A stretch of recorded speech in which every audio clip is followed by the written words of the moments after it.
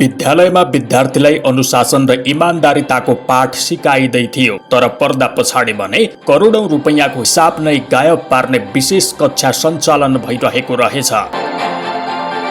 कल्याणकारी कोषमा पुग्नुपर्ने 11 करोड रुपैयाँ बाटोमै हरायो। पैसा सरकारी खातामा होइन, निजी कम्पनी र ब्वायफ्रेन्डको खातामा पुग्यो। त्यसपछि त्यही पैसा मिटर ब्याजमा घुमाइयो भन्ने आरोप छ। यस्तो लाग्छ सरकारी कोषलाई केही व्यक्तिले आफ्नै निजी बैंक सम्झिएका थिए। पर्खनुहोस्, यो दन्ते कथा होइन। नेतालाई मात्र किन दोष? यो समाचार हेर्नुहोस्, तपाईकै आँखा अगाडि घाम जस्तै छर्लङ्ग हुनेछ। इन्स्पेक्टरको देशद्रोही, भ्रष्टाचारी र आफ्नो बोयफ्रेन्डसँग मिलेर गरेको कालो करतुतको पर्दाफास। विद्यालयलाई समाजले मन्दिर भन्छ, जहाँ चरित्र निर्माण हुन्छ, नैतिकता सिकाइन्छ र भविष्य कोरिन्छ।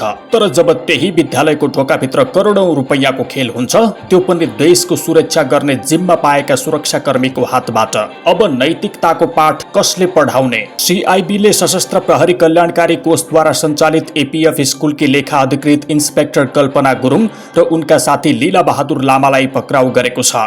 एपीएफ स्कुलमा भएको आर्थिक अनियमितता छानबिन गर्न गठित सशस्त्र डीआईजी युवराज अरियाल संयोजकत्वको समितिको सिफारिस अनुसार उनलाई शनिबार पक्राउ गरिएको हो। उनीहरूलाई मुद्दाको थप अनुसन्धानका लागि जिल्ला प्रहरी परिसर भद्रकालीलाई बुझाइएको सीआईबी स्रोतले जनाएको छ। सशस्त्र प्रहरीको मापदण्ड विपरीत इन्स्पेक्टर गुरुङ विगत 6 वर्षदेखि एपीएफ स्कुलमा लेखा अधिकृतका रूपमा कार्यरत थिइन्। 2082 माघ र फागुनमा 7 करोड रुपैयाँको हिसाब नभेटिएपछि छानबिन सुरु भएको थियो। छानबिनका क्रममा इन्स्पेक्टर गुरुङले एपीएफ स्कुलले सशस्त्र मुख्यालय स्थित कल्याणकारी कोषमा दाखिला गर्नुपर्ने रकम प्रेमी लामाको खातामा हाल्ने र उनले मिटर ब्याजमा पैसा चलाउने गरेको खुलेको थियो। सशस्त्र प्रहरीको खातामा जानुपर्ने रकम कनेक्ट आईपीएसबाट M Adventure Travel and Tours, हाम्रो टिकट प्राली र एमडी होलिडेज प्रालीको खातामा गएको पाइएको छ।